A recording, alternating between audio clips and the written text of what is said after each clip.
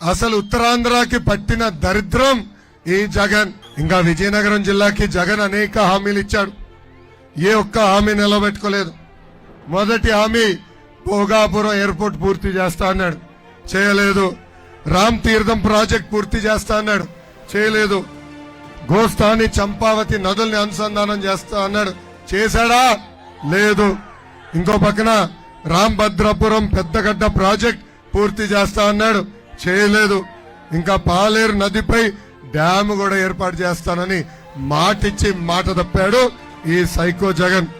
అంతేకాదు స్వర్ణముఖి చెట్టిగడ్డపై బ్రిడ్జ్ కూడా నిర్మాణం చేస్తానని హామీ ఇచ్చి మాట తప్పిన వ్యక్తి ఈ ముఖ్యమంత్రి జగన్. అసలు విజయనగరం జిల్లాని అభివృద్ధి చేసింది తెలుగుదేశం పార్టీ.